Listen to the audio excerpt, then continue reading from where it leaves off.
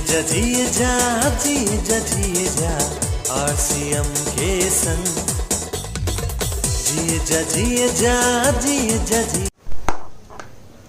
दोस्तों नमस्कार, मैं मुकेश कोठारी एक बार फिर आपके बीच में।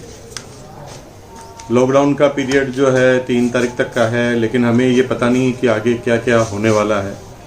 लेकिन वही विश्व विजेता रहेगा जो आने वाले सारी परिस्थितियों को ढालकर अपने काम को जारी रखे। और नेटवर्किंग वो सब्जेक्ट है दोस्तों, दुनिया में सब कुछ में बदलाव आ सकता है, लेकिन नेटवर्किंग में कभी बदलाव नहीं आ सकता, क्योंकि लोगों के रिलेशन का सब्जेक्ट है। अगर सेमिनार नहीं होगी तो सेमिनार के दूसरे तरीके अपनाए जाएंगे।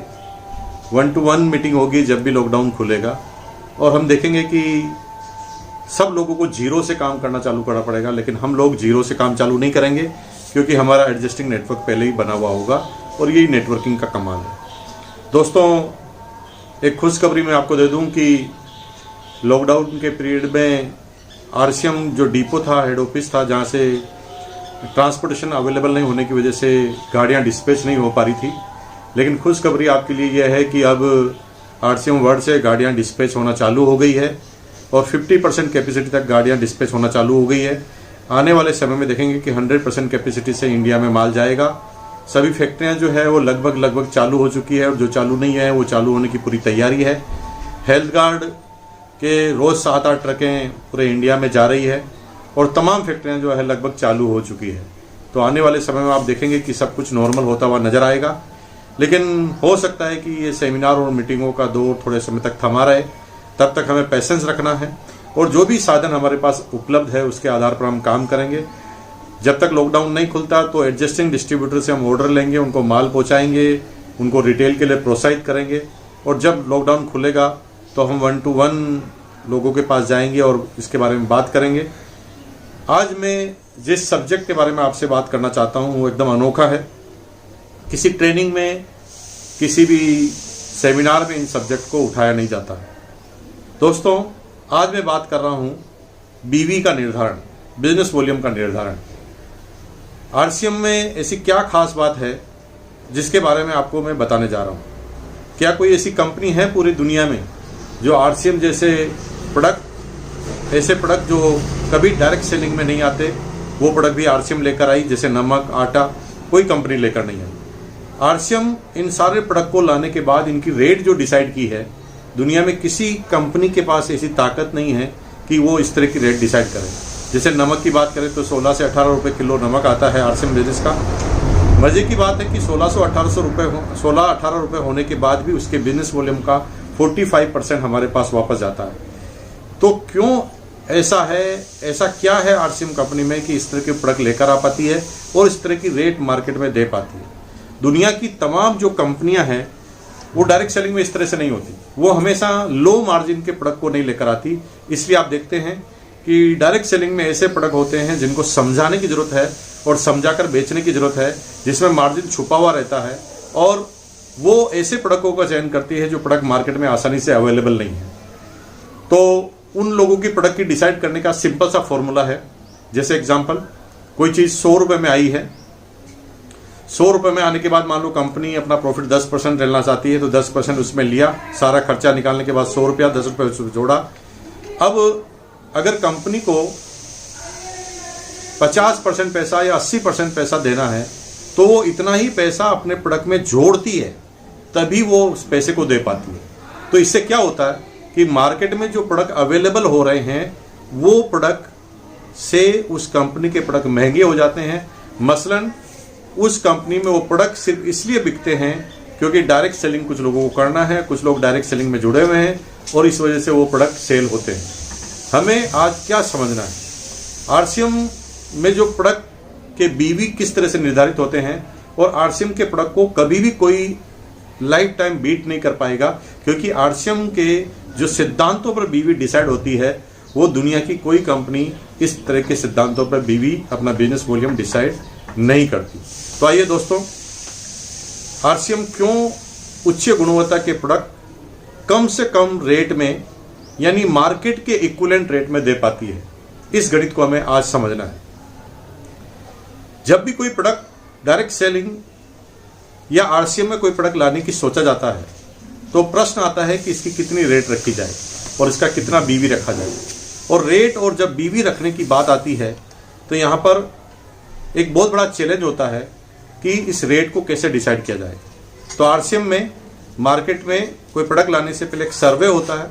सर्वे के आधार पर यह पता लगाया जाता है कि इस प्रोडक्ट को मार्केट में अभी वर्तमान में किस रेट में परचेज किया जा रहा है। आप देखेंगे जैसे एवरेज अगर हम बात करें तो पेन की अगर बात करें तो 5 रुपये से लगाकर 50 रुपये तक के एवरेज पेन बिकते हैं। अगर नमक की बात करें तो 10 रुपये से लगाकर 50 रुपये तक का नमक बिकता है। अगर और कोई चाय की पत्ती की बात करें तो 200 रुपये से लगाकर 500 रुपये तक चाय की पत्ती बिकती है। तो हमेशा आरसीएम में प्रोडक्ट लाने से पहले मार्केट की एक स्टडी की जाती है कि मार्केट में एवरेज रेट क्या है।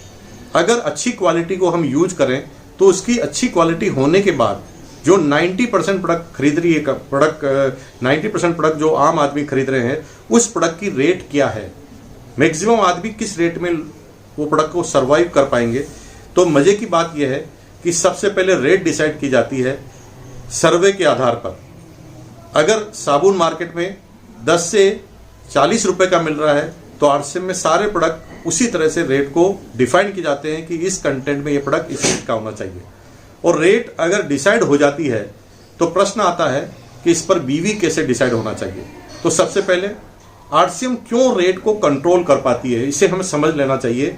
क्योंकि 90% कंपनियां इस तरह का कोई फॉर्मूला अपने प्रोडक्ट में अप्लाई नहीं करती। वो सीधा प्रोडक्ट जिस रेट में आता है उस रेट में अपने प्रॉफिट को जोड़कर, जो बांटने वाला पैसा उसको जोड़कर मार्केट में उस रेट को अप्लाई कर दिया जाता है। और लोग बाग सिर्फ इसलिए काम करते हैं कि ज़्यादा पैसा आना है। जब सिर्फ पैसे के लिए ही काम करना है तो वो कंपनियां ज़्यादा दिन तक टिकेगी नहीं, क्योंकि अल्टीमेट हर व्यक्ति समझदार है। अगर मार्केट से ज़्यादा रेट में लगातार प्रोडक्ट मिलेंगे तो वो तब तक ही खरीदता रहेगा जब तक उसका हित उससे जुड़ा हुआ है। आम आदमी उस सिस्टम के अंदर कभी जुड़ेगी नहीं। तो 4 बातें मैं आज आपको बताने जा रहा हूं जिससे ये पता चलता है कि आरसीएम अपने बीवी को, अपनी रेट को कैसे कंट्रोल करता है। सबसे पहले सेल्फ मैन्युफैक्चरिंग। अगर आप स्क्रीन पर देखेंगे तो मैंने यहां पर लिखा है सेल्फ मैन्युफैक्चरिंग। दुनिया की सारी कंपनियां जो डायरेक्ट सेलिंग में आती है उसमें मैक्सिमम कंपनियां, सारी तो नहीं बोल सकता, लेकिन मैक्सिमम कंपनियां ऐसी होती है जो अपनी खुद की मैन्युफैक्चरिंग नहीं करती। और जब वो खुद की मैन्युफैक्चरिंग नहीं करती तो उसे प्रॉफिट 2 बार जोड़ना पड़ता है। एक खुद का प्रॉफिट जोड़ना पड़ता है, दूसरा उस कंपनी का प्रॉफिट जोड़ना पड़ता है जो प्रोडक्ट वो कंपनी बना रही है। तो आरसीएम में 50 से ज़्यादा % ऐसे प्रोडक्ट हैं जो कंपनी खुद मैन्युफैक्चरिंग करती है। और खुद मैन्युफैक्चरिंग करती है तो उस पर क्वालिटी पर कंट्रोल अपने हिसाब से रख सकती है और रेट को कम किया जा सकता है, कॉस्ट को कम किया जा सकता है, क्योंकि एक ही जगह उसके प्रॉफिट को जोड़ना होता है। और दूसरा, रेट कंट्रोल करने का सबसे बड़ा इश्यू जो सब्जेक्ट आता है वो आता है नो एडवर्टाइजमेंट। कई बार आपने देखा कि डायरेक्ट सेलिंग की कंपनियां भी अपने प्रोडक्ट का एडवर्टाइजमेंट कर लेती है और उससे उसकी कॉस्टिंग बढ़ जाती है। आरसीएम ने शुरू से ये परंपरा अपनाई कि उन्होंने अपने सेल्फ खुद के प्रोडक्ट का कभी भी कोई विज्ञापन नहीं किया और इस वजह से उस रेट को वो कंट्रोल कर पाती है हमेशा के लिए। तीसरा, नो ओवरहेड एक्सपेंसेस। कोई भी कंपनी के जो बड़े बड़े एक्सपेंसेस क्या होते हैं उसको आपको समझना पड़ेगा। सबसे पहले फैक्ट्री में लगने वाली लागत, फैक्ट्री के प्रॉफिट, ट्रांसपोर्टेशन, डिपो, ये बड़े एक्सपेंसेस होते हैं एडवर्टाइजमेंट से ही। तो आरसीएम ने क्या किया, फैक्ट्री खुद की लगा ली तो मार्जिन नहीं देना पड़ा।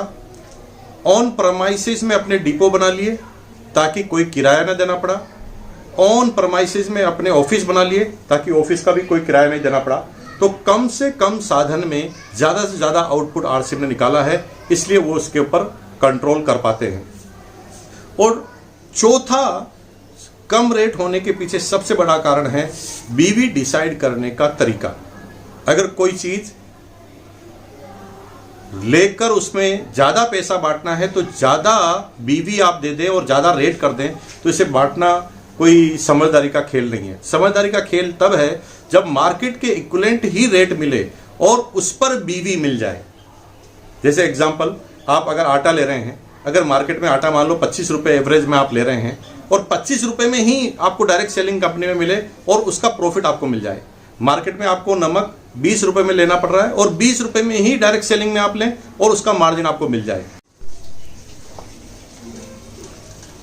तो बहुत सारी कंपनियां ऐसी आती है दोस्तों कि जो अपनी रेट को छुपाने के लिए अजीबो गरीब फॉर्मूले लेकर आती है और उसकी रेट आम जो आदमी खरीद सकता है उससे हमेशा ज़्यादा रहती है। एक कंपनी आई और उसने कहा कि साहब हमारा टूथपेस्ट जो है वो 300 रुपये का है। तो हमने उसे कहा कि ये 300 रुपये का टूथपेस्ट कैसे है? तो उन्होंने कहा साहब ये कॉन्सेंट्रेट फार्मूला है और इस वजह से इस सब टूथपेस्ट में आपको पूरी लेयर डालनी पड़ती है ब्रश के ऊपर, लेकिन हमारा टूथपेस्ट है ना, आप कल एक पॉइंट भी लगाएंगे तो काम हो जाएगा। दोस्तों बात ये नहीं है कि पॉइंट, हो सकता है कि पॉइंट लगाने से ही काम हो रहा हो, लेकिन बात सबसे बड़ी ये है कि क्या वो हमारे कल्चर में सूट होता है। आपके घर पे कोई मेहमान आया तो आप उसे कह सकते हैं कि साहब एक पॉइंट ही लगाना। इसका मतलब ये हुआ कि सिर्फ अपनी वो कॉस्ट को छुपाने के लिए, अपनी रेट को छुपाने के लिए, नज़रअंदाज करने के लिए उन्होंने एक फॉर्मूला अपनाया जिसमें ये बताने का तरीका बताया। प्रोडक्ट उनका अच्छा हो सकता है, क्वालिटी उनकी अच्छी हो सकती है, लेकिन चलेगा तब जब आम आदमी उन प्रोडक्ट को ले पाए। नहीं तो पर्टिकुलर एक सर्टेन क्राइटेरिया कैटेगरी में आकर आपका बिजनेस रुक जाएगा, आगे तेज गति से बढ़ नहीं पाएगा। तो जो मैं बात कर रहा था, चौथी सबसे बड़ी चीज है जो रेट को कंट्रोल रखती है और क्वालिटी को कंट्रोल रखती है, वो डिसाइड करना कि बीवी कैसे डिसाइड होता है।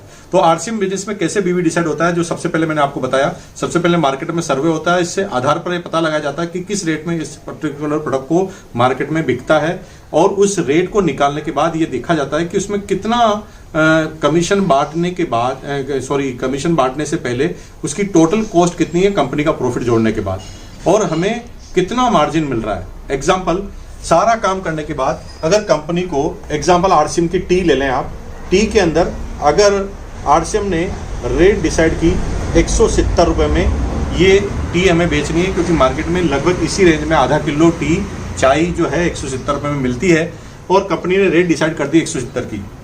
अब कंपनी देखती है कि इसको ब्लेंड करने का प्रोसेस, इसकी जो टोटल मैन्युफैक्चरिंग कॉस्ट कितनी है, उसके बाद कितना प्रॉफिट जुड़ता है, कितना प्रॉफिट बचता है 170 के बाद। तो कंपनी सारी कॉस्टिंग निकालने के बाद ये पता लगाती है कि 38 रुपीज कंपनी बांट सकती है। एग्जाम्पल के लिए 38 रुपए कंपनी टोटल बांट सकती है। अगर 38 रुपए कंपनी को टोटल बांटना है चाय के अंदर, तो अब बीवी कैसे डिसाइड होगा? ये 38 रुपए से ज्यादा भी आ सकता था। जब यहाँ पर अगर अपन रेट 200 रुपए कर लेते तो यहाँ पर मार्जिन बढ़ जाता और कंपनी ज्यादा बीवी देकर बांट सकती थी। लेकिन ज्यादा बीवी देने से मतलब नहीं दोस्तों, वो बिकता ही ज्यादा नहीं, क्योंकि आम आदमी उसे खरीद नहीं सकता। अगर 170 की जगह 220 रेट कर लेते तो हर आदमी कहता महंगा, और कोई भी आदमी खरीदता नहीं, सिर्फ वही लोग खरीदते जिससे उसको डायरेक्ट सेलिंग में इनकम आ रही है। तो आम आदमी खरीद सके, इसलिए सबसे पहले इस रेट को डिसाइड किया गया 170, और 170 रुपए रेट डिसाइड करने के बाद कंपनी ने कहा कि सारे एक्सपेंसेस निकालने के बाद 38 रुपीज हमें डायरेक्ट सेलिंग को बांटना है, डायरेक्ट सेलर को बांटना है। तो कैसे बीवी निकलेगा? अगर 38 रुपीज टोटल बांटना है आधा किलो चाय के ऊपर, तो सीधा सा तरीका है, 38 रुपीज टोटल मार्जिन हुआ और कंपनी के प्लान के मुताबिक 45% बांटना पड़ता है। तो इसको जब 100 से मल्टीपल किया तो यहां पर लगभग 84 पॉइंट समथिंग यानी 85 मान ले, तो यहां पर बीवी जो डिसाइड हो जाता है 85, यानी 170 रुपए का आधा किलो चाय तब भी जब भी आप लेंगे तो उसका आधा किलो पर बीवी होगा 85। इसी तरह रेट को कंट्रोल किया जाता है। इसके अंदर बीवी, कई लोग पूछते हैं कि बीवी साहब 100% क्यों नहीं हो सकता? मेरे भाइयों 100% इसलिए नहीं हो सकता क्योंकि सबसे पहले उसको रेट को कंट्रोल, अगर 100% बीवी कर देंगे, 170 पे 170 ही बांटना होगा, तो यहां पर कभी भी कंपनी उस रेट में वो प्रोडक्ट को सर्वाइव नहीं कर पाएगी। अगर ज्यादा बीवी करेंगे तो रेट बांटना पड़ेगा, क्योंकि उसके अंदर टैक्सेस भी शामिल होते हैं, एक्सपेंसेस भी शामिल होते हैं। इसलिए बीवी निकालने का एक सबसे सिस्टमेटिक फॉर्मूला है, और इस वजह से आज दिन तक कोई भी कंपनी आरसीएम के किसी भी प्रोडक्ट को, क्वालिटी को कोई चैलेंज नहीं कर पाया है, क्योंकि इस रेट में इस क्वालिटी के प्रोडक्ट देना दोस्तों बिल्कुल नामुमकिन नहीं है, असंभव है। दुनिया की कोई कंपनी ऐसा कमाल अब तक नहीं कर पाई है।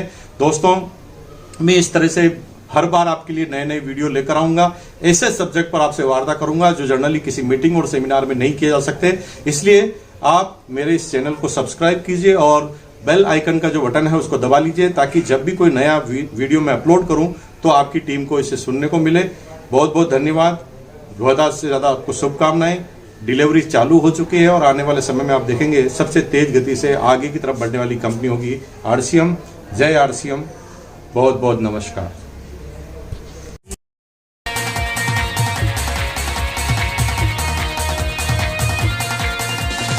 इस समय की दौड़ में चले जमाने के संग